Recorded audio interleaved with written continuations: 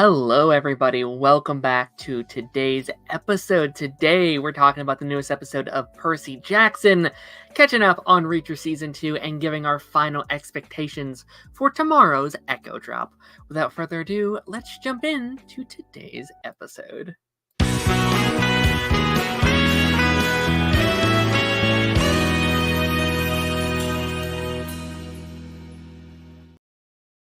Hello, my friends. How's it going? Welcome back to Darren After the Credits. We're back with another one, full of some fun stuff to talk about today. That intro is way too loud, and I eventually have to just fix that and turn it down. But today I'm joined. Thank you. Today we're joined by our normal co-host, Darth. Darth, how are you today? Hi, I'm good. How's everyone doing? I'm good. I am good, and we're here with a still sick 3Dubs. 3Dubs, how's it going, man? How are you? Surviving.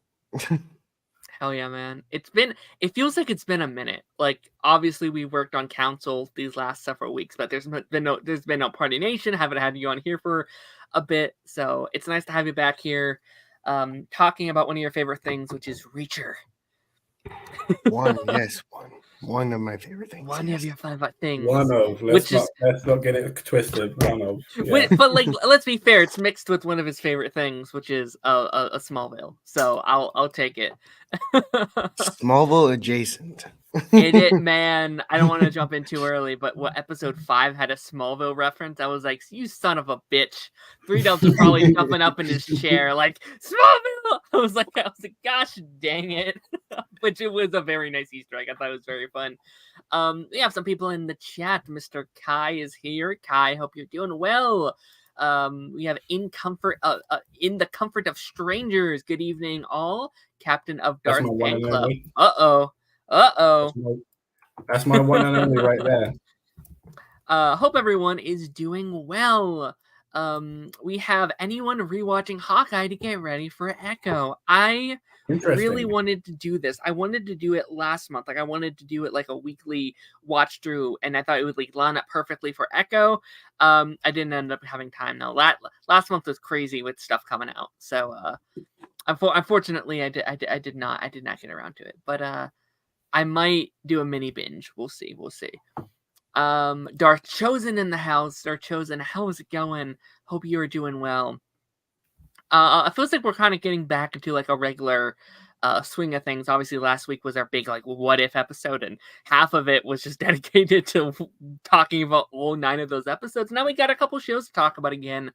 At least for a couple more weeks, because Reacher's about to end soon. We're just talking about it, and it's about the end again, which is very, very crazy. At least you caught up. I got caught up. I didn't. So, I wanted to watch season 1. I heard a lot of buzz around it. I never got around to it. And I wanted to watch it last month. Like, I wanted to be prepped and ready for this new upcoming season.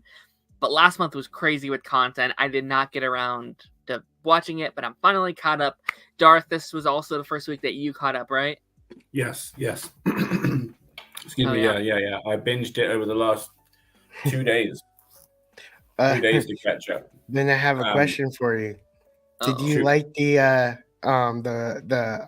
tire and hangman scene in season 1? Refresh my memory, because obviously I've like a whole bunch. He was wearing a suit. He went to talk to the doctor, went out and noticed he was being followed. Yeah. And then there was a whole fight scene on stairs where he grabs a tire. So brutal. Oh my god. Oh my god. And a tie scene, and he grabbed his own tie and yeah, right. The weight of that big dude, right? There is no way that poor guy's neck wouldn't have just snapped. Right? If they went the softer route of let's just choke him out a bit. No way. That guy is a tank. He would have snapped that poor guy. And he was just left there. Yeah. Oh my god! Quickly, talking about brutality, can we talk about those man's legs in the boot? My god, I was just like, either that's like really like cartoony, or that man is genuinely capable of that, which is really kind of scary. Do you know what I mean? Yeah. Like just the ease, just snapping up legs like they're just cardboard boxes. My God. What do you think about the one-liners at the end of each episode? For example, he was like, I guess I'll hunt everyone down and kill them all. You know, basically what I see in the back of the car where there's cops as witnesses. Yeah, he weren't shy. He weren't shy. No, 100%. But we will definitely get to read your stuff. We do have this comment before we jump into all the stuff we got to talk about today. Summon Lois 4X01 titled got revealed today. So yeah, interesting. I didn't have it with me, but it's titled the like end of the beginning or something, or no, the beginning of the end.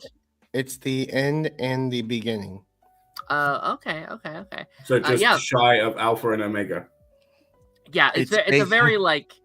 It makes you think that Superman's going to die and start again and be reborn again, because it's like, because they ended the last season with Doomsday and him going full on fight. So they could do the Superman death and reborn story arc too. So it could hint at that.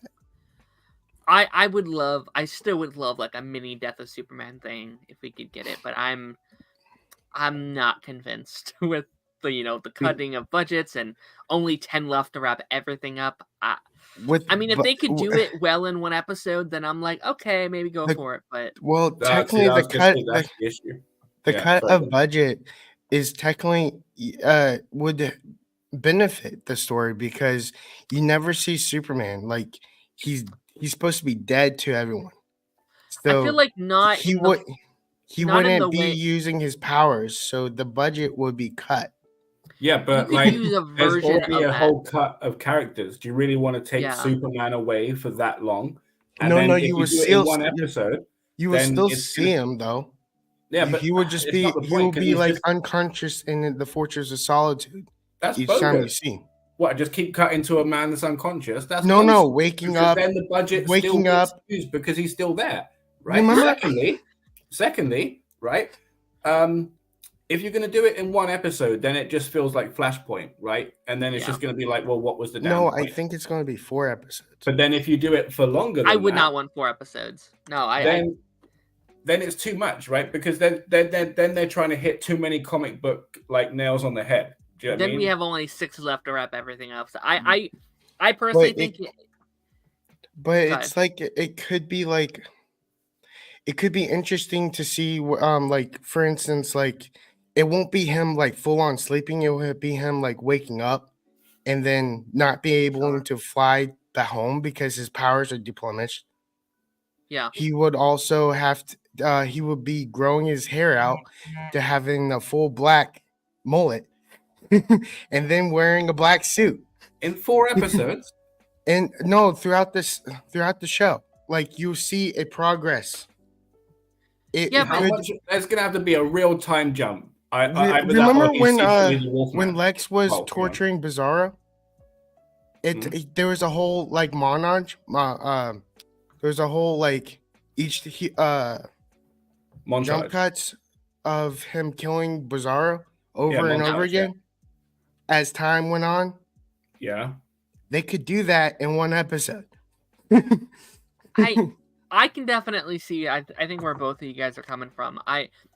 I think if you can do it in one episode and it's good, like if you could properly tell us a semi-Death of Superman story without it feeling rushed, without it feeling cheapened, then that would be great. That's amazing. How much of John Henry are we getting? Is he coming back at all?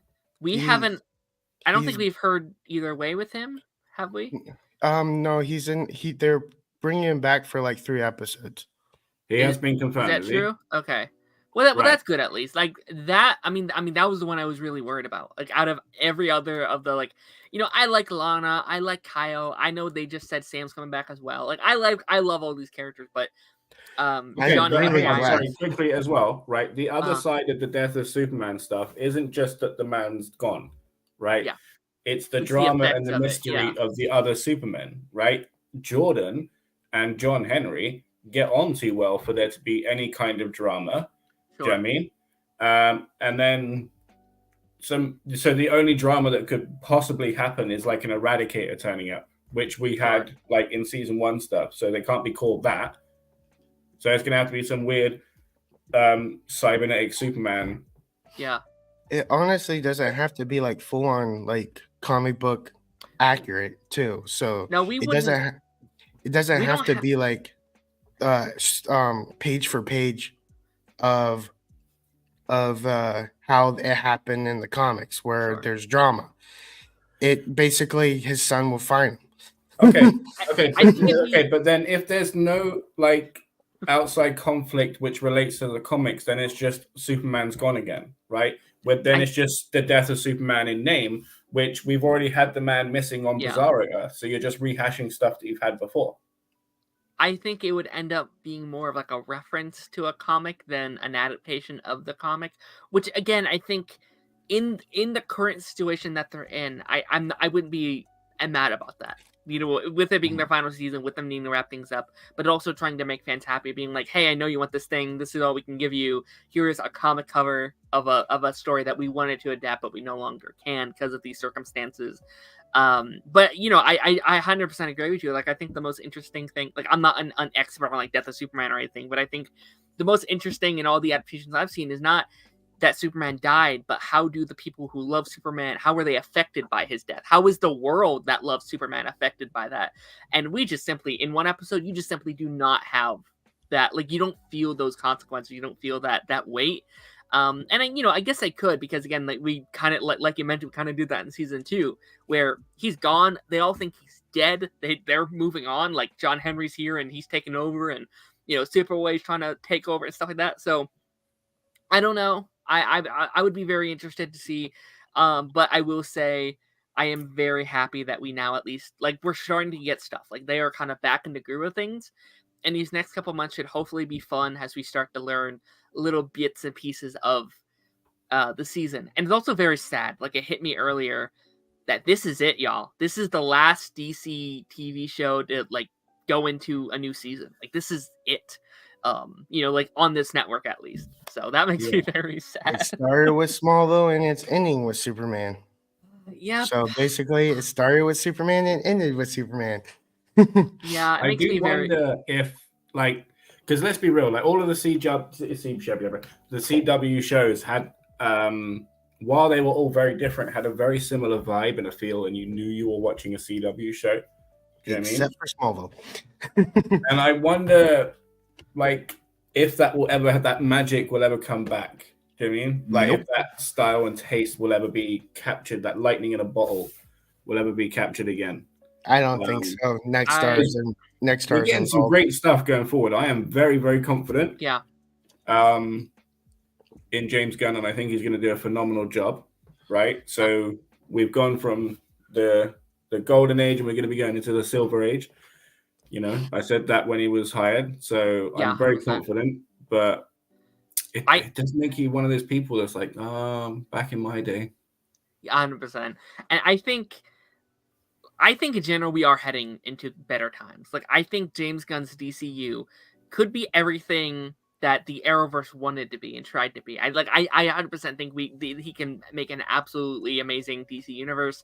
We're getting, like, video games were just announced that we're getting, and like these high budget shows that we wanted, and good writing, and all these things that we wanted from the Arrowverse. I think James Gunn can put into these shows. But Superman and Lois, and I'm trying to think if there's any other on like network TV. It's the last network TV superhero show in general, like across all shows, I'm pretty sure, like all networks and stuff. Like, no one, just like network and TV, like in general, like this is one of the last like action adventure fantasy type shows on there. Like they've all ended or are about to end. Do you call streaming a broadcast? No, because no, streaming is separate. It's a TV show. TV show. It is no, but it's not. I'm saying on network TV. Oh. Yeah. On network TV, this is really the last of its kind. It's kind of dying. Funny is you're right, and it feels like the superhero genre like retreated a little bit to TV. Do you know what I mean? Like the safe stuff. 100%, yeah. Right, and then now that it's done all of the heavy lifting on network, like all of the consolidation, for like characters and universe building and everything like that has been like pulled back, and then everybody on network TV is like, well, hang on a minute. We were Sisyphus with this rock, and then now that it's all the way at the top, you want to sit there and take it?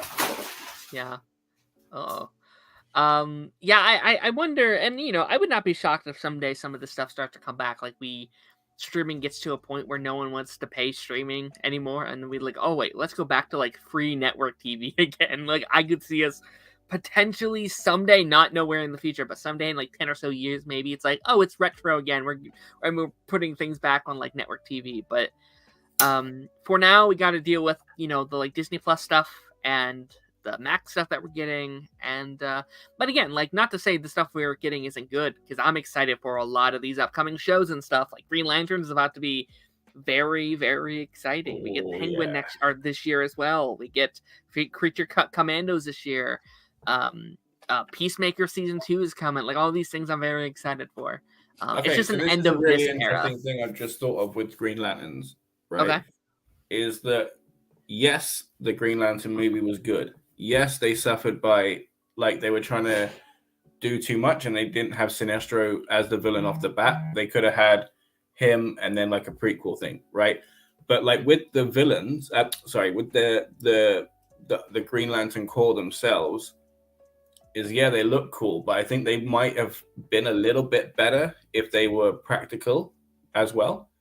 But then they have the issue of marrying the practical effects with the CGI. Do you know what I mean? Because it's going to be a predominantly space show, I imagine. Sure. But I do think that it's going to be interesting how they decide, because they've got like a whole gamut of interesting creatures and aliens to pick from. I'm going to be curious, because they've described it as like this like true detective story.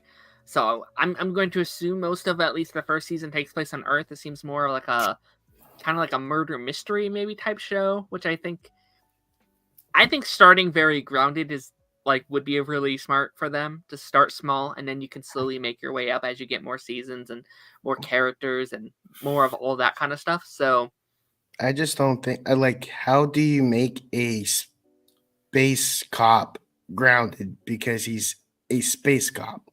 Well, you could have they're on Earth though. No, I mean like there's Earth, but he's still flying.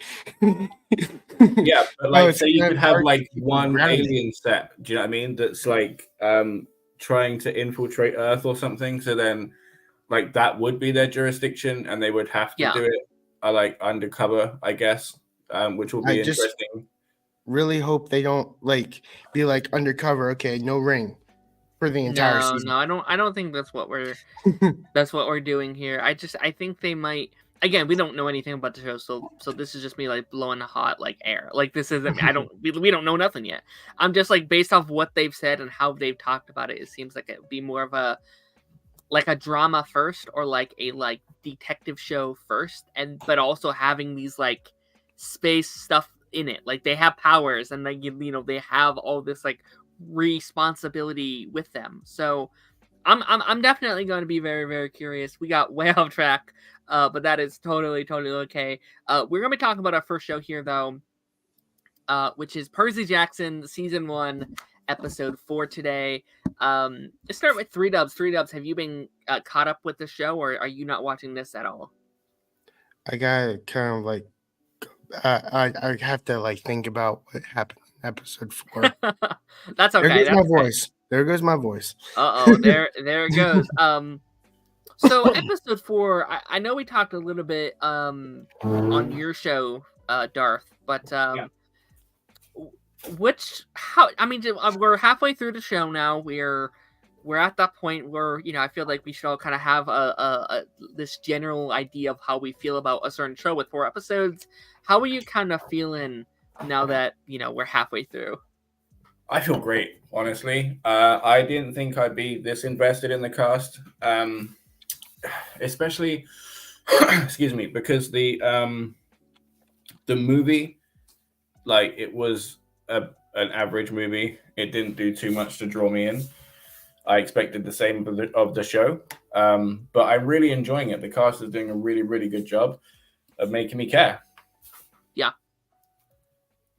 Yeah, I mean, that's kind of been my main takeaway from every time we've talked about it. I've just said that's been the biggest highlight. Is just these three playing off of each other, clearly growing as actors, growing as it feels like this was kind of like their own little safe space to grow and experiment as actors. And I don't know.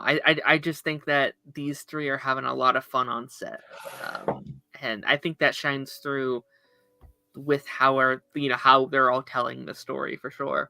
They genuinely feel a lot more seasoned than they are. 100%. With how well they're doing. Yeah, I mean, like, I have criticisms with the show thus far, but like the cast has not been one of them. I think every cast member has taken their roles and done a really, really good job with it. Like, that is none of my concern whatsoever. So this episode, I feel like really does establish our kids' graces with their parents, and I think every kind of character, I guess outside of Grover, but like especially Percy and Annabeth, they're really kind of establishing where they are at with their parents. And I really, really loved the parallel with Percy this episode of him starting the episode, and we see the flashback, and by the way, that kid is fucking amazing. That child that they casted to play young Percy looks identical to the Logan. Like it's absolutely insanity how good of a casting they did. But like, kind of start the episode, and I thought it was a really nice scene where like Sally's like, you need to learn how to swim. I'm not always going to be here to help you swim. You got to swim now. You have to learn how to swim now. I thought that scene was really good. And I really do like how it parallels at the end of the episode where he literally has to learn how to swim, not the way that he, originally was learning how to swim, but in this new way where he has to breathe underwater. I thought it was a really, really good parallel from like beginning of the episode to end of the episode. This idea of like, it's either sink or swim. You have to learn how to swim now. Do it. So I thought that was very fun, and kind of how we're establishing these characters going forward. And then I was saying on my thing, like they really, like Poseidon really kind of screwed him over and really forced the sink or swim thing, like by saving him, like we're jumping to the end, but like saving him and then also trapping his foot at the same time. That definitely feels intentional. Yeah, and he's kind of done that this whole thing where it's like, I'm not going to appear for you until you absolutely need it. Like I'll save you if you need it, but you're doing all of this on your own. This is your own journey, man. You do you. So I'm excited to see, what he's actually like. Again, I've seen the movies, but it's very, very loose. Like I don't remember any of the things we've done. Yeah, because you're right. Because I think like back in the day when all of the stories that he learned about, like those guys had to put in the work, and at that time the gods were more there with the day-to-day. Do you know what I mean? They've taken the biggest sabbatical ever, so for them to step in now is like an even bigger ask. Yeah, 100%. So I sent you a photo of what he's supposed to look like in the books. Who, Percy? Yep. On Twitter, and it looks like the actor that is playing him right now. Where did you send it? It's on the StreamYard. Oh, okay. Private chat? Nope. I see. I don't know how you even did that. Oh my lord. Percy Jackson, that's what he looks like in the box. Yeah. Fair play. So technically he looks like that guy, not Logan. Logan's supposed to look like that guy too. Sure. Yeah, I think, and it does make you wonder what they were going with when they did the movie, because again, nothing against that cast. I grew up with the movies. I loved them growing up. I think they're very good. But when you like whenever I've looked at photos from the books and stuff, like these look nothing like who they casted for the movies, for any of the characters really. Like it was really a weird one, what they were going on with the books, and you can understand why that author hates those movies. Like he really. He did not have a great relationship with them. But yeah, I also want to, we also have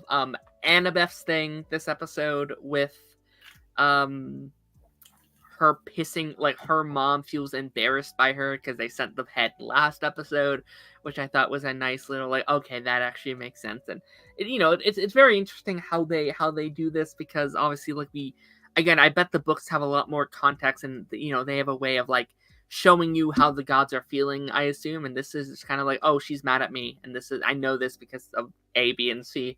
But I thought that was a nice like transition from last week where just kind of seeing how everything went down, and how she was the one being like, I don't know about this. This isn't going to end well for us, but they do it anyway. So I thought that was kind of cool as well. I do feel like this is why we needed the context of the books, because for me it was a bit of a sharp turn, because as I said before, when Hermes or Lin-Manuel Miranda goes in, he goes in with positive vibes and a positive energy of, hey, you'll never guess what they've done, So then for Athena to be sitting there going, ooh, it makes me wonder, like, how up their own butt are these people? And this kind of goes into like I'm loving the show. I'm not having many issues. Like, I'm not angry at the show or anything, but I have had a bit of an issue with them, and again, I don't think there's their fault, because they're trying to adapt this in the best way they possibly can.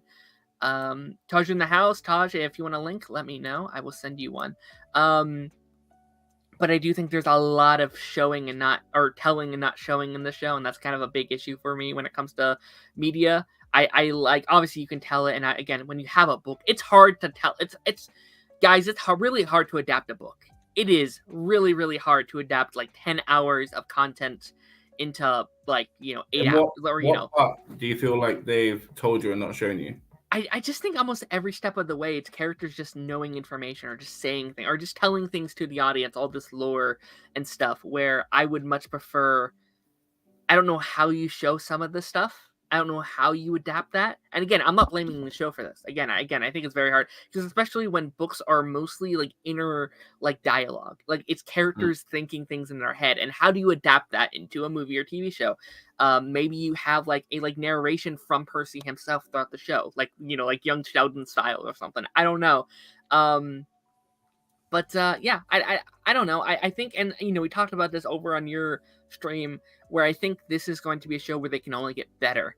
Like, I see this as like a really good through line for the season. Like, all right, solid start to a season. But I think as they go, and as they see maybe some criticisms from people, maybe some positives from people, I think they can only improve the show as the show goes on. So I would agree. Do you mean, like, when you say like the show me and tell me stuff, are you talking about the personal interactions within the group more than the mythical lore? Because I feel like that would require flashbacks if it wasn't a case of telling me. Like, I fully feel like what you're talking about within the group, but I think that honestly, I think they've taken a bold step, and instead of, because they know they've got limited episodes, so instead of dragging it all out where there's like silence and looks, and then 3 episodes later this whole thing, which, do you know what I mean? Instead they're like, right, well, this seems like a tense moment, your guard's down, let's just get it over with. You know what I mean? Especially because before he's even started, he was told a person you call a friend is going to betray you. You know? Yeah. So I think that, like, every step of the way he needs to keep nipping it in the bud, because anything that he lets fester will only then bother him in the end. Because if he does fail, then he's gonna the whole time sit there and think, well, I felt this way and I did nothing about it. This is all on me. I can't even blame the person that the Oracle was talking about at this point. Mm-hmm. Yeah, no, I think all of that stuff has been very good. I think all the like prophecy stuff has been shown very well. Go ahead. It's also kind of funny if you think about it. If you watch the movie, you kind of know which friend he's talking about too. Yeah. Because he comes off as a friend. Yeah. Thankfully, there was a reason I didn't rewatch the movie, because I didn't want like a refresher of what was going to happen in the show. Like, I wanted to go in mostly kind of fresh with it all. And that's how I like to go in most of these. Like I like being able to watch this new thing that they put out, and then if I want to, then I can go back and read the books or read or I'm probably not rewatching those movies, but I was honestly, once I watch it, I can't forget. So I'm not one of those people that are blessed with forgetfulness of years. Oh, I am terrible with forget. I'm terrible. I just watched Reacher and I was like, wait, what happened this season? What happened? I don't remember what happened 10 days ago when I watched that episode. So that's gonna be interesting to talk about. 3W, do you have any thoughts on the show at all? Have you been catching up and stuff like that? Yeah, I've been catching up. I just totally forgot what happened in episode 4. It's been a while. It was a very short episode. I kind of hated how short it was. Like that's probably why. This was the first episode, and again, I said this over on your stream, but a good tell for me if I like a show is if an episode ends and I was just like, gosh damn it, it's over. I gotta wait a whole week. Like that's how I know I like a show, and probably why I like live TV more than I like streaming shows, because I like having that wait. I like having that pressure of like, well, now I gotta wait. Like that feeling is really, really good. So, and I think as a whole, this show is a really big win for Disney Plus. I think they need more shows like this. They need more of this original content to carry the platform. To be like, okay, we have the Marvel stuff, we have the Star Wars stuff, we have the Disney stuff. Oh, we also have Percy Jackson. That's one of the main titles that you can find only here on Disney Plus. Like, I think they need more of this kind of stuff. So I hope they keep coming with more of this, more stuff that they can say. I am a huge fan of TV shows based on books, because it's basically like in one of those sound bites where they read you the book and it jumps off the page. Basically, that's why I feel like when watching a TV show based on a book, if it's done right. So like Reacher, Jack Ryan is based on the book from Clancy's. There's also the Eragon, which was a really good movie. Yeah. There's also the big one, Lord of the Rings. Lord of the Rings, that's what I was thinking. I just now clicked. Lord of the Rings was really good, and it was based on a book. Darren Shan could have been better. Darren Shan is an amazing sets of books, and I could adapt the hell out of that, right? Because I am an absolute true fan, have been my whole life, and if they gave me the project, just stand back. My God, I was also a fan of Narnia, which was also based on book. Yeah, new one's coming out soon too. New movies are. Mm-hmm. It's either this year or next year or something. No, I mean, I've kind of done that recently where I'll be honest, I'm not much of a reader. I've always kind of struggled with. You want to elaborate on that laugh? Elaborate? I'm like, you're a reader of comic books, aren't you? Barely, because I'm not very because let me tell you why. I mean, I'm on the spectrum, so I sometimes struggle with things. So I have an issue where I'm reading a thing and my brain doesn't comprehend any of the things I just read. That's just a mental problem I've always had. So audiobooks are amazing for me. And I'm really starting to get into them. I've ventured in on all the streams I've been on where Hunger Games have been something. And it hit me. It really hit me where I could watch a movie. I could watch a movie of a thing. And then I can go back and watch a 10-hour director's cut of that thing I just watched. So I have the Hunger Games that is a great 2-hour movie. But guess what? Now there's 8 more hours of that I have never seen. And that's amazing. So now I'm on a kick of what else has books based on movies I love. What can I find? Though I kind of wish you did it in reverse though. I know. I like watching the movie first. Because no, I mean not that. I meant watching your first movie would be Hunger Games, and not the new one. Oh no! I saw these movies back in 2020. I've seen all of them. Yes, I've seen all of them. Yeah. I've seen all 5 prior to. I saw all 4 prior to having to seen the prequel. So I wasn't that. The like new one would be a really weird one to jump onto, like for a new person. Like it'd be very hard to just be like, this is your first Hunger Games thing ever. I feel like you're gonna have a harder time getting into it. But do we have any final thoughts on the Percy Jackson stuff? So something I thought of a few minutes ago, which is the tiniest thing, but I don't feel like they're gonna mention, is that Clarice's stuff from her father got broken in episode 2, right? And I really wonder if the kids of Mephistus or whatever his name is, or Hephaestus or whatever his name is, the blacksmith, if they could fix them or not, or if they're just broken now and they need like their parents to step in and give them another one, which most likely won't happen. Sure. That'd be really cool to know. But like I said, we'll probably never ever get addressed. Mm-hmm. Thoughts on the mother of monsters? I thought that whole sequence was a lot of fun as well. Getting to see that like little train fight scene and the moment with Percy, it actually made me gasp when he's like, "All right, I'll go," and he turns the sword around and they're trapped outside, and he's stuck, injured, trying to fight this giant dragon monster thing. I thought that was a lot of fun. Any thoughts on any of that? When the monster turned up, I was like, well, we got an answer to what the hell is on the sword. Sure. So that was interesting. So we were literally talking about that last week as to when that thing will turn up and if it was a Hydra or what. Turns out it's the Chimera, the demigod killer. Sure. Yeah. So really, really cool. It's funny because you talked about the mother of Annabeth being brought into it more this episode, and then obviously Sally was there, and then like the ancestral mother of Grover was there, so they all had some kind of mother figure. It just turns out that Grover's was the one trying to kill them all. Sure. So it was basically a mommy episode. Yeah. It's Mother's Day on Percy Jackson. 100%. Yeah, all right. If you don't have any final thoughts, we can move on to our next show. Anyone have any final thoughts? Just that I don't think, obviously, this episode's basically a two-parter.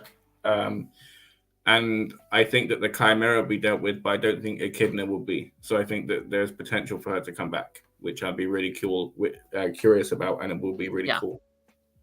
100%. I'm also just curious where we go from here, because I know a couple of things, but also I'm kind of blind. It feels like this part of the book, because this was the first episode, and I could be wrong because I haven't seen the movies in a while, but none of this episode was in the movies at all. I think this is all kind of new stuff. Mm-hmm. So I'm excited to see these next couple episodes, see how we fill in the gaps a little bit better. Yeah, because they have to deal with the Chimera and deal with her Ares next week. Like he turns up. So next week's a very, very busy episode.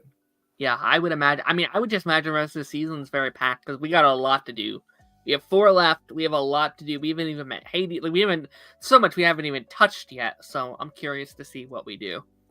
Alrighty. 3 Dubs has been waiting very patiently, but we're here to talk about Reacher Season 2, the second season. We're gonna be talking about just season as a whole. There's a lot. I was like, do we talk about each individual episode? I was like, no, let's just talk about the whole season. Just kind of our general thoughts on the season. 3 Dubs, I'll let you go first. I know we're not spending 5 hours on each episode of Reacher. I'm so sorry. You can go first because you're the big Reacher guy around here. Well, I've also I've dabbled in his books, so I kind of So, I mean, how many have you read of his? Is this season a book that you have read previously or no? No, I just know the synopsis of it and the opening scene, basically. Sure. Funny enough, the opening scene where he walks and goes to the ATM is the exact page for page of the book. So it was they're really adapting it well, and I get why they're not adapting them in order because of the fact that some of them are flashbacks and not actually in the present. So it's interesting and some of them are like stories that can be told in an episode. Sure. But they're stretched out for like 500 pages though. That's interesting. Yeah. I wonder if they would ever do like a prequel season or like what they did with like the Adam Eve special, where it's like, this is just a 45-minute story. Just tell it, just to kind of get a book out or something. But that's kind of hope not. Mainly because, as I've noticed with the one of the issues I have with season 2 is they're doing flashbacks to 10 or so years ago, if not more. And Alan Richardson, they've done nothing to de-age the man, like whatsoever. It's literally, oh, here he is now in an army outfit in the barracks for the 110. Many, many moons ago when he was winning them over. Do you know what I mean? But do you know what I mean? They didn't even use like season 1 anything. Like it's like where he genuinely did look younger 2 years ago, but no, here he is. And it's basically if you think about it, it doesn't really matter what he was built like. Basically, he could look like he does now, of working out and stuff, because he was in the army. So he could have bulked up in the army. Just the shape. He genuinely the thing is, he spent 2 years on the road. Like he fucking looks like it. Do you know what I mean? Like there's a significant difference from season 1 to season 2 in that man's face, and it's not just the shape of his body. What I'm trying to say is, like, when he was out of the army, he could have slimmed down to where he's not as I understand bulky. what you're saying, right? I get that. I'm saying that has nothing to do with the man's face, which is why my issue is. I'm just saying that through the time lapse from the season 1 to season 2 is 2 years. Yeah. So he could have changed dramatically in those 2 years. He wasn't always on the road. That again, you're taking a snippet of what I'm saying. There is like 12 books before he gets to that season 2. Right. What I'm saying to you is the difference from season 1 to season 2. Yeah. Think about that. Right. Yeah. Now put that in a flashback to 10, 15 years ago, right? There's exactly the same difference. Like it's the same goddamn man. There's no difference. Do you understand what I'm saying? AKA the logic critiquer. That's why. Speaking of the same man, we have Mr. Taj Reacts in the house. Taj, how's it going? How have you been, buddy? It's been a minute. What's up? I've been chilling. How was your Christmas? How was your holiday season? It was good. I just spent time with the family. Oh yeah. Are you caught up on Reacher at all? Do you watch Reacher? Yeah, I'm caught up. What's your thoughts on this newest season? What's your thoughts on the flashbacks? I did not think we'd talk about this much about his face, but apparently he has a problem with it. I mean, the flashbacks, like them not like de-aging them some, doesn't really bother me. I don't really care. No, but same. I'm loving the show. I don't know too much about the books. It's kind of the reverse with Percy Jackson, because I read the books with Percy Jackson, so yeah, I have more of a connection there. But like Reach is amazing. Yeah, like I love it every week. I forgot it came out the other day, and I was like, oh yeah, it did. So I had to like hurry up and catch up on it. Sure. Yeah, I was very curious kind of going into the season, because I did love season 1 so much. I thought season 1 was such a good season. And what I ultimately loved, obviously, I mean, Jack Reacher is a great and such a fun character to watch on screen, but also I thought was kind of like that small town vibe that season 1 brought that I haven't seen in a show in a while. I always love a good small town mystery in a show. I always think that's played off very well. And I was very curious to see if season 2 could like replicate that. I did not say that word right, but I'm going to keep going. That magic that the first season did. And at first I said no, I didn't think it was as charming as I guess the word I'm looking for, but also I think that's okay, right? Like, again, these are adapted from books. Each book is its own separate thing, its own separate series. Think of these as like a group of movies where each one is going to have a different feel and style and look. And I do think that Alan is such a good actor that you can kind of place him anywhere on the map and he's going to soar there. So I'm going to be curious to see kind of how we finish off the rest of the season as well. Okay, so I have nitpicks, but overall I thoroughly love the show. Really, really good. And again, Alan Richardson, like you said, a phenomenal actor because he fights in a really aggressive way, but not once when I'm watching it do I think, oh, look, it's Hank, or I'm watching Hawk. You know what I mean? Like, he genuinely just fights like a different dude. And it's awesome. Like, his whole attitude and everything, I just love it. He does walk like he's got a stick up his butt, and like, it's hilarious. No, I definitely think those fights are the best thing about the show. Like, that's my favorite thing. Like, seeing him punch through the car window and knock him out is so much fun. Yeah. And just seeing how he kind of moves as a machine, how he kind of moves as a unit.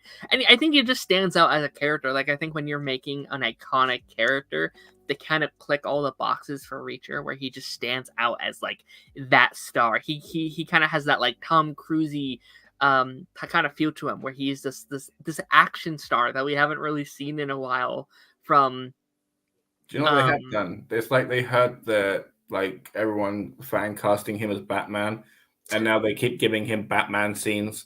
Do you know what I mean? They're like, let's fit him out with a really nice suit for Bruce Wayne, and then let's give him some predatory stuff, dragging a man under a truck for Batman. You know, let's show the fans that he can do it. And also the fact that even in the suit, he's acting like Jack Reacher, so that he's like uptight.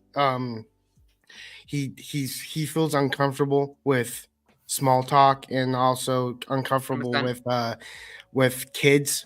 Basically, if you saw the episode where he's watching this kid be excited about a TV show, and he's like trying to process it.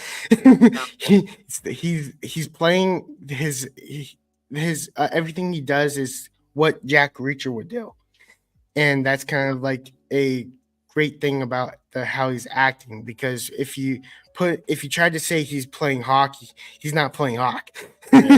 Hawk was basically a drunk. And he has a different persona when he's playing Jack Reacher. And you can 100%. Clearly see when his walk is even different. If you watch his role as Hawk, his walk is more normal, and this one feels like he's been in the army for 20 years. Sure. Where he's like that TV show. Did you see that TV show that he was uncomfortable with? Because anybody that was paying attention to that TV show would have been uncomfortable. It was weird as hell, and it genuinely made me wonder: did they make that for the show, or did they just whack it on YouTube? Because I can't remember exactly what it was, but it was two people like basically breathing in each other's mouths, having like this weird ass conversation. Do you know what I mean? So yeah, I'm fully on Jack Reacher's side. And then you also another great thing about Jack Reacher, the series, is it will feel like a soft reboot each season. 100%. And basically you won't see characters crossing over because of the year gap and the different years of them telling. So if also the main person that you will see constantly is either one of his teammates, even one that's dead, that's supposed to be dead, will probably come back. Because in another story, they're probably alive. I'm not saying that one of them is going to die or whatnot. I don't know. Yeah. I'm not confirming it. So I'm just saying, like, if they did die, they're not dead. Because in another book, they're alive because it goes back in time. Can we since we're like all over the place, I want to take this opportunity to talk about season 1 a little bit before that opportunity flies by, and then I'm just a weirdo for bringing it up in 3 weeks. So, like, I forget what Roscoe, right? Roscoe. I understand, like, Alan Richardson's like some big, tall, buff dude, right? But the way that their romance happened, like, just straight, like, at that moment was like a whole weird thing for me. right? With Dixon in season 2, totally makes sense. Totally makes sense. History, yeah. Right?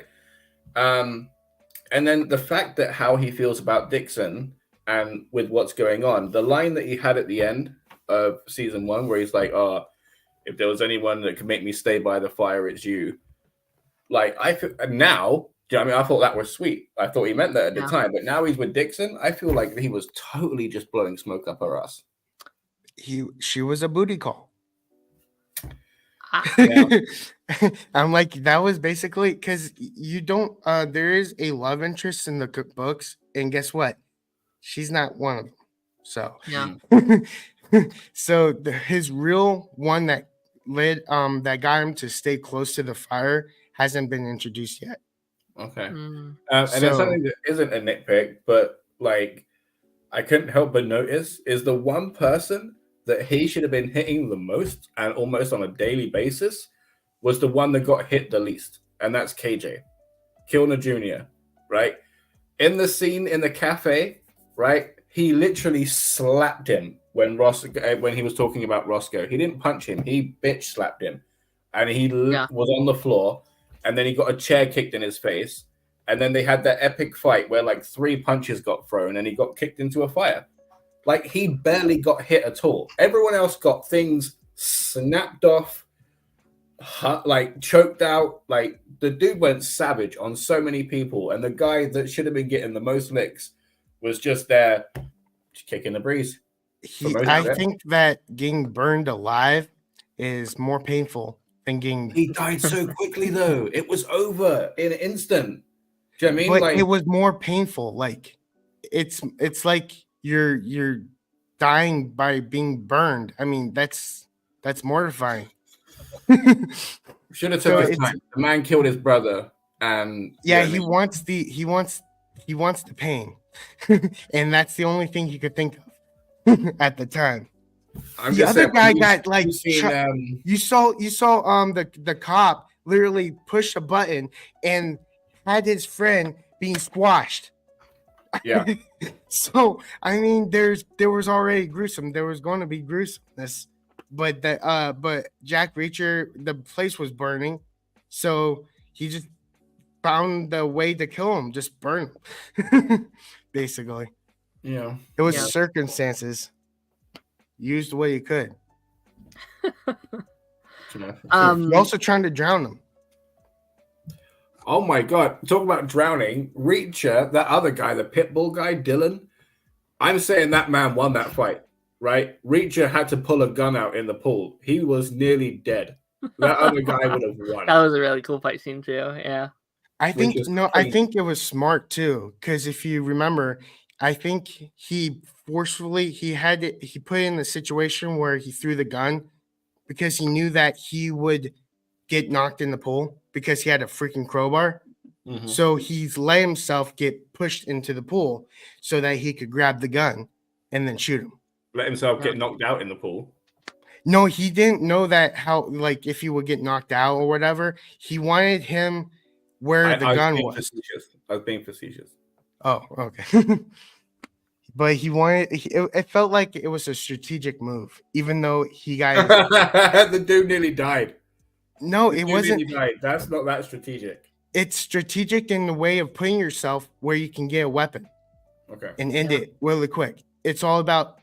It's basically strategic with a little bit of luck. Even though Jack Reacher doesn't believe in luck, he believes in facts and statistics. Yeah. That was the statistic move. To if he wasn't in there with the gun, the guy was really fast. And if you look at his fight scene, he's just like he's on the ground. He threw him through a coffee table. He threw a bunch of glass on his face. The guy stood up and while he was looking for the gun and somehow got on top of him. So the guy was very what's the term when you're very agile. Yeah. So it was the only way he could do is throw him in the pool and shoot him. so that he thinks he has the upper hand by choking him. Sure. Okay, so what's everybody's prediction on Swan? Is this Swan the guy Tony that's supposed Swan. to be like Tony Swan, the one that's working? I think undercover. I think he's legit good. Yeah, that's my prediction. I think that he's undercover. There's too much of attention on him right now. Like, he's bad. He betrayed us. They're gonna have it be a thing. I've been undercover this whole time, guys. You just blew my cover, guys. How did I'd be shocked at this moment if he ends up being bad. And I just think it's bad writing if he ends up being bad. Yeah, Reacher feels like he basically everything he says is supposed to be like in the form of right, because he believes everything he believes in, like how he knows people. His assumption for his friend is he was right, and the way he looked at his other friend who assumed he was bad, it's like assumptions get you killed. But he also assumed that O'Donnell would never be domesticated. But he also like character wise. And I'm saying like he assumed domesticated. He assumed that O'Donnell would stay a degenerate his whole life and end up with like HIV or whatever, right? From just like horrendous, grotesque sex or whatever. But then he ended up and going to become a family man, right? But that's not like a character of good or bad. That's being neutered. That's one word for it. Shit. Okay. Which is That's everyone's tied down? Which is everyone's thoughts on this new cast as a whole? Like, do we have a favorite character out of this like new crew of people? I mean, I know what you're gonna say. Don't even say it. Don't. No, okay, hold on. Time out. Why did I even ask you? No, because I more so like the cast more than the characters. Most of these actors I know from other shows. Sure. So like Swan, him, and what's the character that died in the flashback? I forgot his name. Oh, Carlos. Yeah, but what's this thing? Carlos, the one that cut his hair like to be like Reacher. Yeah. The one that fell off the plane? Yeah. The helicopter, yeah. Oh, that guy. Yeah. I forgot his name. Begins with a D. But those two actors are from Degrassi. I grew up on that. Oh, wow. Okay. And then obviously Dixon. Everybody know her from like Smallville, and she's been in a whole bunch of stuff. And we do not speak of. Yeah, Inhuman. O'Donnell, he's been in a lot. I've seen him in a lot. The guy with the blonde hair is from Krypton. Yeah. Oh wow. Okay. Yeah, so I'm also like the cast more than the character. I like the characters; they're fun, but like that's kind of like the three. I mean, Neely is probably my favorite character though. I love her. Yeah, she's awesome. Three of the main characters. She handles that business. Yeah. 3 of the main characters are from DC. Yep. I think we did get enough. They are more because you got what's his face from a Peacemaker as well. What's his name? I forget his name, but he's. Oh yeah, the dad. Yeah. Yeah. See, I always think this is me showing my age now because I always think Terminator 2. Yeah, same. I mean, I can't say same. That man is the T-1000. But he will never be anything else. Sure. You haven't seen Scorpion. What? That is a classic. How have you not seen Terminator 2 Judgment Day? I haven't seen any of them. Not a single one. Jesus Christ. But I wouldn't expect. This is just to show his age. He's 21. So yeah, think I was about about to say, like. I mean, I should still. I mean, that's not like an excuse. I should have seen them by this point, but we'll get around to them at some point. Oh my gosh. So thoughts on the like death of episode 6? Because that I'll be honest, that kind of got to me. He was my favorite character this season, I think. Yeah. My favorite introduction too, because I literally was not thinking. I was like, what is this guy going to do? But like I also Fields, saw right? the trailer. So I knew exactly what he was yeah. going to do. He drop kicked the car and forced an airbag in his face. You know how big you have to be for that to happen, bro? Like, the force required is 60 miles or 30 miles that's insane. per hour. So he had to give a force equal to 30 miles per hour. This man reaches the Hulk. Yeah. Basically, that's who they should be fan casting him as. What like the new Lou Ferrigno. I would love, and 3Dubs, you're gonna love this. I would love if he just came back as like your like Arthur Curry. I would love if he just he was like your Aquaman now, because I think he would do it even better.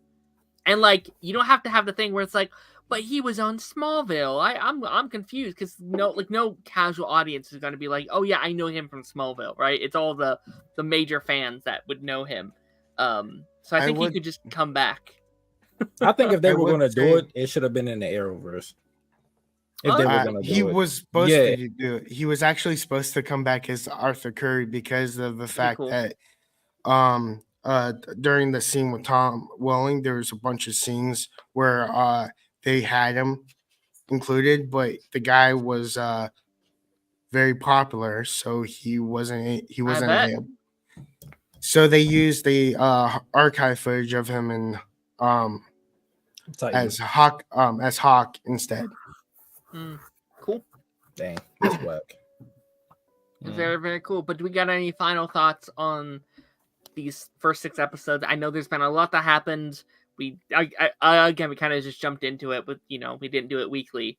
But we will these next couple of weeks. I know that. I know that AM is a fascinating villain who has been able to show like a real faux soft side, and then just I will slit your throat the next second. Yeah, sure. 3Dubs, don't you know what's going to happen? You read the books, didn't you? No, just the opening dialogue. Oh, okay. Basically the opening scine. I know the plot of it. Fan of the books, 3Dubs. You led me astray. No, I'm not. I'm a fan of the books, but I haven't read all the way to 11. They jumped. No, I know they jumped. I looked that up. I didn't read the books, but I know they jumped. They're basing on the Killing Floor was the first season, and this one was the Good, the Bad, and the Ugly. I don't know if that's the true title. I just know it had the good, the bad, and something. But the premise of it is the same. So how they're describing the season, how they're doing the season is basically what the synopsis is of the book. Oh, okay, cool. I know y'all talked about Percy Jackson already, but to answer Darth Bunyan's question about Clarice, we get more of her in the second book. The first book is more so focused on Percy, Annabeth, and Grover. So I don't remember if it gets answered like that happening specifically. I haven't read the books in like years, but she's a bigger part in the second book. I can confirm that yes, she's a bigger part, and she was introduced in the second movie. Oh, really? Fun. Yeah, but she's introduced early in the book, like she was in the show. I don't know why. She was introduced. She was mentioned a bunch of times throughout the season 1 of Percy Jackson, and she was also introduced in the backstory of the movie, to where they just say how did the first people get there, basically. Yeah, with Thalia, which I can't. Yep. I can't wait for that. Oh my god! See, like, have any of y'all read the books? No. Okay, so I grew up on them. So it's pretty much almost similar to Harry Potter. Like they start off at like 11, 12 years old, and as the books go on, they get older. But the Lightning Thief is just a little like appetizer. Like the rest of the books, though. Fun stuff ahead. I will be shocked if, like, with the fact that like Reacher seems to follow through on his promises. We're switching back to Reacher. Let's go. I really hope that Langston gets thrown from a helicopter. Yes. Wait, how many episodes is this season? 8. We have 2 left. Oh, so it's about to be over. Yeah. I'm jumping on it late. You know he's going to find a way to get on that plane and do the exact same thing that he did to his friend. I'm completely fine with it. He's also going to probably break his leg too. Fingers crossed. He's going to break his leg while on the plane and then throw him off. If season 1 is anything good, right, he can just break him off like that when you don't need no crowbar. Do you know what I mean? Nope, he's going to step right at an angle and literally break his leg. I mean, he could just snap him. The parking lot scene at the end of episode, I forgot which episode it was, 4 or something like that. Man, nah, dude. He just grabbed his leg and just punched it in and it snapped. I was like, yo, what the fuck? I literally had to laugh at the fact that when he was chasing this guy down that was following them. Yes. The guy dies while in the pursuit. And he goes, Don't die. You just died. He just died on me. I love the fact that he gets called out for being so slow. He talks to the guys like, okay, so I chased this guy down. He died from diabetes. Had a heart attack, didn't he? Yeah. It was hilarious. Alrighty, we're gonna be moving on to our final kind of topic today. As tomorrow we get Echo, all 5 episodes drop on Disney Plus. 6. No, it's 5. No, it's 5. It's 5. Oh, it's not 4. It's 5. Yeah. 6. Yep, it was supposed to be 8, and they'll drop down to 5. So, but this is kind of our last chance to properly talk about Echo before all 5 episodes drop. How are we kind of feeling on this show? Kind of. Go ahead. Like an Echo. That joke was so bad. That's why it's funny. It's so bad that trailer it's funny. Or we keep getting. I'm hyped, but I feel like a lot of people are going to go into the show expecting so much like Kingpin and Daredevil, and they're going to be disappointed when it's not. And then they're going to be ranting about it on Twitter when the title of the damn show clearly says Echo, not Daredevil. I think it's going to be good, but it's not going to be a lot of dialogue. I think a lot of people not going. Yeah, it's not going to be a lot of dialogue for one, but I don't think a lot of people are going to talk about it either. Unfortunately, I think their marketing has been very, very good because I said this day one with a show like Echo, you have to market Kingpin. As sad as that is, because this is not a Kingpin show, this isn't a Matt show, this is her show. But if you want to bring people in, you have to do it kind of like with the Arrowverse and how they promoted their shows, where it's this is a show about Legends of Tomorrow, but you gotta promote Flash and Arrow if you want people to tune in. That's kind of what they're doing here. Well, they had to. They had to, yeah. And I think Kingpin is a big part of her character, So 100%, yeah, no, 100%. And I think they're very, very smart. I think the whole Daredevil's canon and stuff is very smart to push the show as well. No other people, bring people in I miss Daredevil so much, I'm gonna watch this show. I'm very nervous at the show as well because again we heard there's a lot of things where the show just wasn't done and it had to be done. It went from 7 to 8 episodes to 5 episodes. That's a bit concerning. They're dropping all 8 at once, or I'm sorry, all 5 at once. Are y'all watching them in the morning when y'all get up, or y'all gonna I think I'm doing it What If, where I'll just do 1 a day until I'm done. Oh no way! Okay. I'm definitely doing all in one go if I can. Yeah, I'm probably going depending on how long the episodes are. But did y'all hear the rumor about them bringing back the Defenders minus Iron Fist? Yeah. And them recasting, which I'm completely for. I would not be shocked if someone's in here. If you end the show with Luke Cage or something. I would not be probably shocked Jessica, maybe. Jessica, I could see, yeah. Possibly. I feel like this show. It depends on what they do. It's gonna be a bit like Moon Knight. Yeah. It's gonna be a bit like Marmite as well. I mean, you're either gonna really like it or you're really not gonna like it because it's not gonna be what you thought. I mean, it's mature. And that piqued a lot of people's interest. So hopefully that does some. I'm dying to see it. Honestly, I've been excited for this for a while because the character that she gave in Hawkeye was really, really good, and had a lot of potential. And then obviously Vincent D'Onofrio and their dynamic is phenomenal. So I'm very invested in where we're going, and I will be watching it all in one go unless I get interrupted. Yeah, I'm also very curious what the outcry is going to be, because I think marketing has done its job the best it's possibly going to do. I think if any, I think they did its job to market all of the Netflix stuff. I think people are going to tune in to at least that first episode to see what is up with the show, to see Matt again, to see Kingpin again. I'm going to be curious what people outcry, because people were mad that Secret Invasion was too dark. They're like, what happened to Marvel being lighthearted? This is going to blow people's minds when they see someone's head just chopped off or something. So I'm a bit cautious because I'm not a huge fan of shows with villains as leads, and I think she's a misunderstood. She's an anti-hero. She's an anti-hero. Yeah, that's what I thought. I'm cautious because I don't like watching villain shows because it feels like it's like teaching kids to be bad.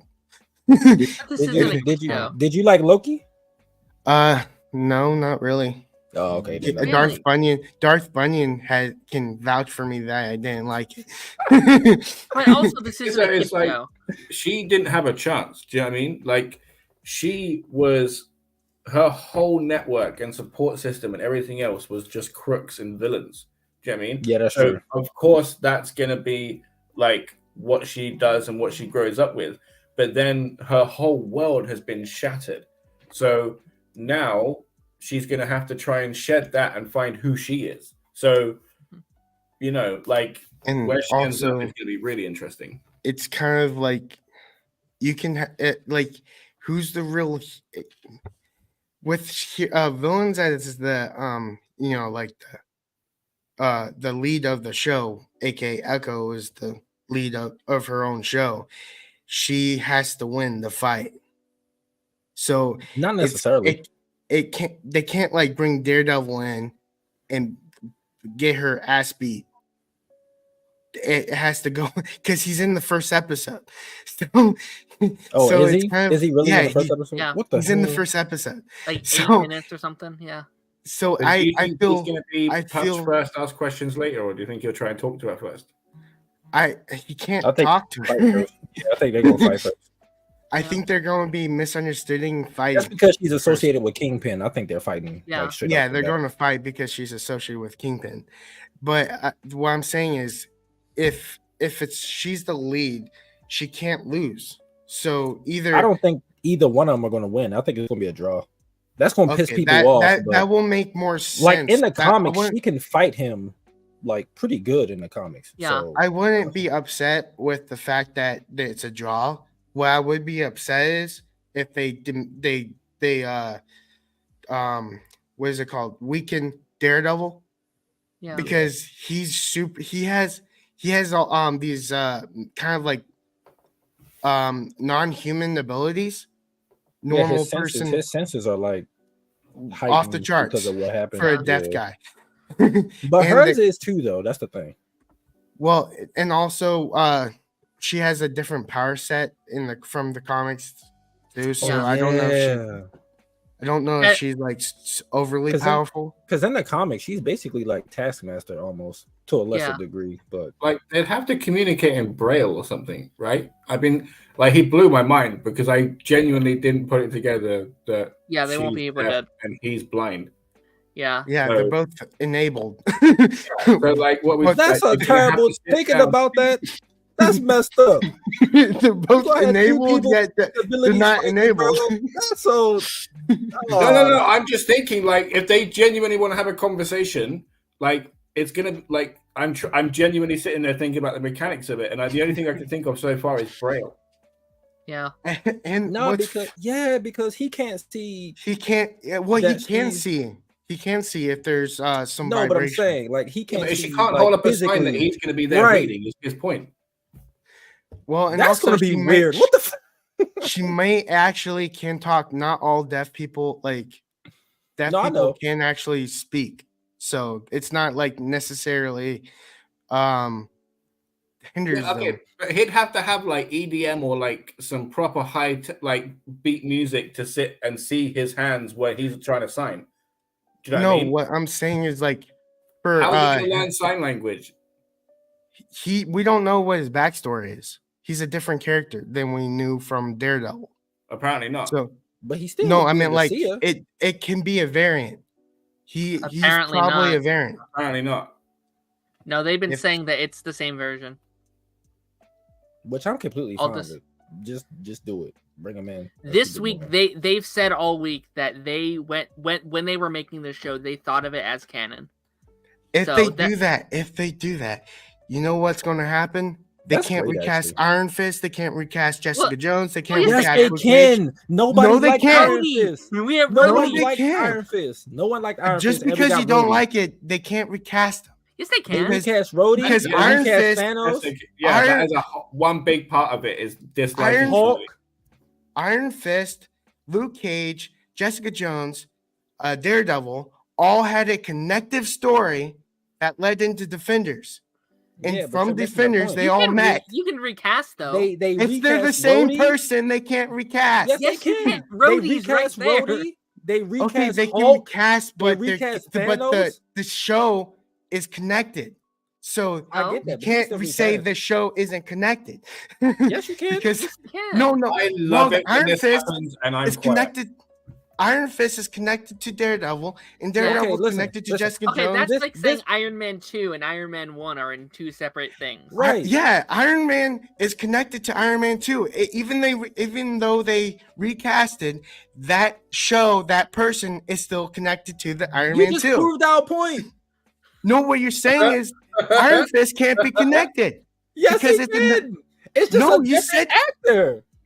Like you said that it wasn't. No, I said the rumor is they're bringing in all the same actors for the other three, but they're recasting Iron Fist. What I was saying is, even though they recast, that show is connected. No, I get that, but we're saying you can still. But you're saying it wasn't. No, I said that it don't matter if, like, no, you can bring someone else in, right? To play Danny Rand. That's what we're saying.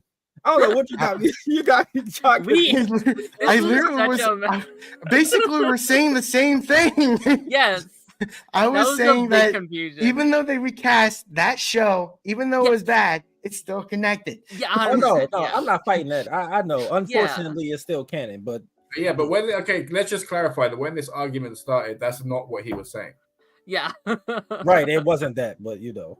Yeah. Okay. It's okay. I guess I misunderstood. I was like, that's okay. Connected. No, it's bad. Unfortunately, it's still connected. But recasting, I think, is the best bet. He was miscast, and just the way that they handled that whole show was just, it's still disappointing thinking about it. Gosh. I'm trying to think. Do we have any like theories that we want to like throw out here for this?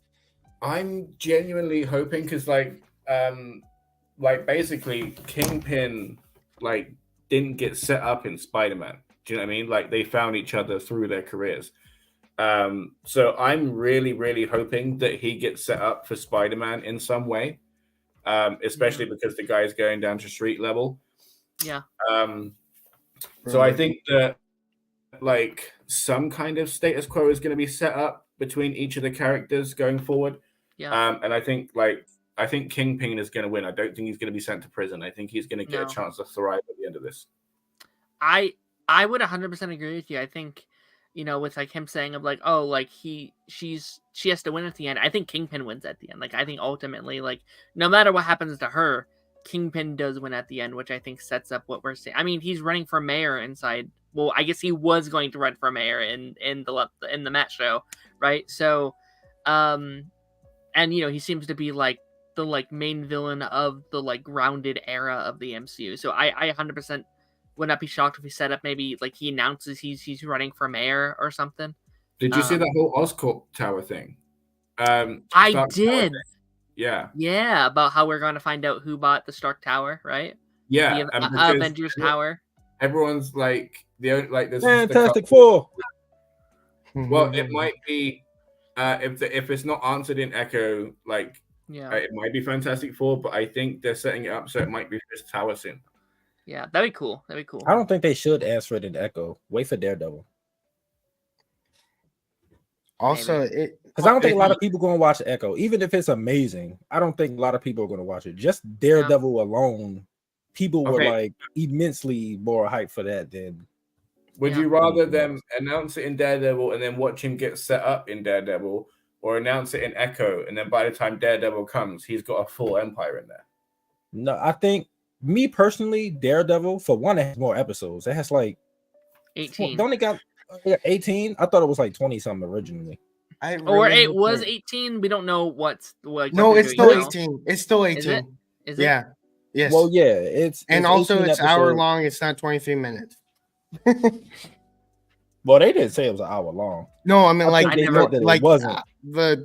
They can go for an hour. They can go for 40 minutes, but it's not going to be like 23. No, I get that. That's fine. But I think you just got more time in that show. And he would cross over with those characters anyway. Versus like 100%. Echo. I think if you do the Echo, people will be pissed. Like, why are they doing it in this show that nobody really cares about? Honestly, I just thought of this. Yeah, that's I just thought of this. They had like She-Hulk and Daredevil had this fight, right? Completely misunderstood. They still fought, and then they had their fun. I really hope they don't do this again. Oh no, they're not going to do it, Echo, because that would be because they have similarities, just like She-Hulk and Daredevil have similarities. I think they were both lawyers. I can't remember if they did it. I think in the comics they definitely. I think Matt's hooked up with every female. Matt gets around, dude. Yeah. She-Hulk and Matt are both lawyers. Echo and Daredevil are both enabled. Wow. Okay. One's deaf, one's can't see. How old was Fisk's kid in the Daredevil show? Oh, that's a good question. She was probably like, well, if you think about it, Daredevil was 11 when Wilson Fisk murdered his dad. I didn't ask how old Daredevil was. Well, I'm just saying, like, they're both kids when his parents were the actor didn't have any change in his face to look younger, like you want Reacher to have. So I'm just saying, like, that actor in the pilot of Daredevil was the same age as his present. Wait, Fisk's kid. Huh? Yeah, he said Fisk's kid.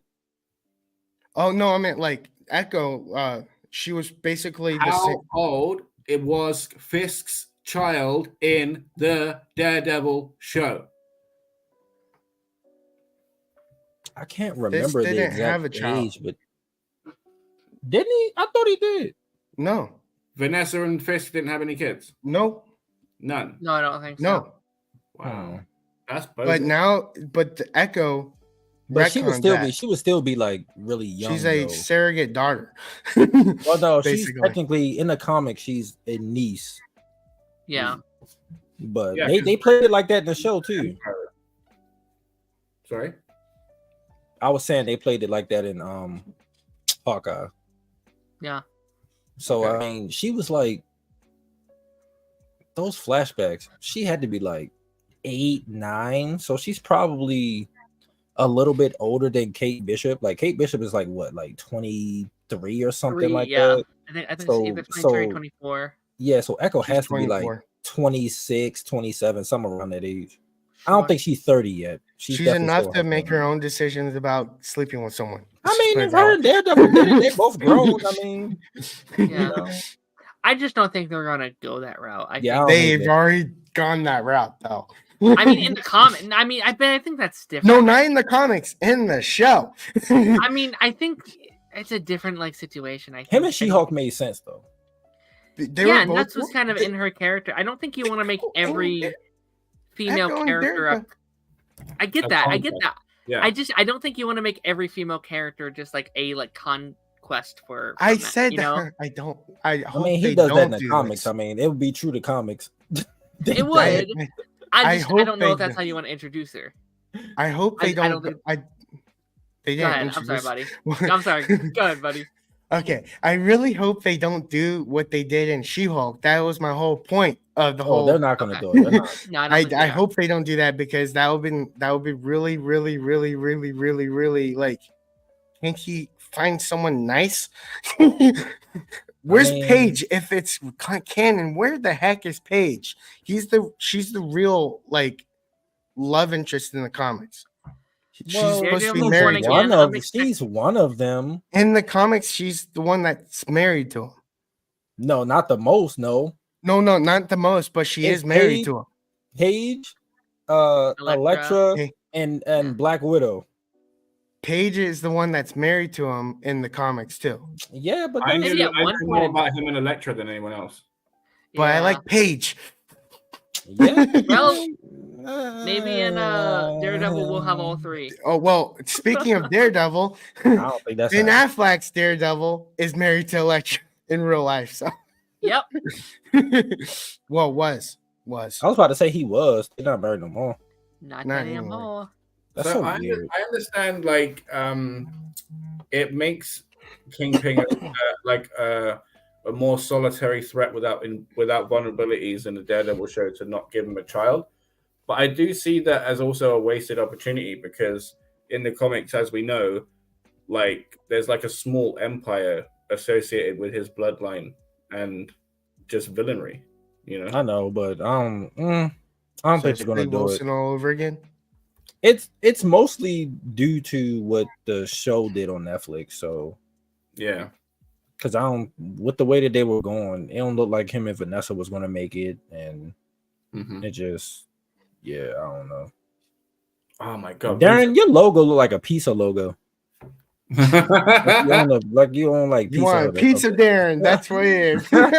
Like he on like Pizza Hut or something. What's we're that? on Piece of this King. Let's go. I was saying your logo, like your picture. It look like a pizza place logo. Or like a Little Caesars. Darren McKenna. I haven't eaten Little Caesars in so long. I forgot what it tastes like. Their pretzel crust, man, is so good. It is, but I haven't had it in years. It's like my favorite kind of pizza is like their pretzel crust with their. Oh my gosh, it's so good. Like 2016. This episode is brought to you by Little Caesars. Just kidding. That would be amazing. I just want the cheesy sticks. That's it. Bro, please, Little Caesars, if you're watching and you want 3 viewers, sponsor me, please. You don't even have to pay me money. Just give me pizza. I would do that for every video. Just pay me in pizza. I would be so happy. But on that note, that's gonna be where we wrap up today's episode. I'm gonna give a big thanks to all of our special guests today. We have Mr. Darth Bunyan, we have a Mr. 3 Dubs, and we have a Mr. Taj Reacts. A little bit of a cameo there. Thank you everyone that stopped in today. Thank you everyone in the chat. We had some fun people. Chainsaw was here. Kai was here. Liam was here. Daniel was here. This guy was here. I don't know who that is. One and only. That's my twin. Oh, really? Okay. I guess that makes sense then. But without further ado, you guys, I will see you guys on the flip side. Bye-bye.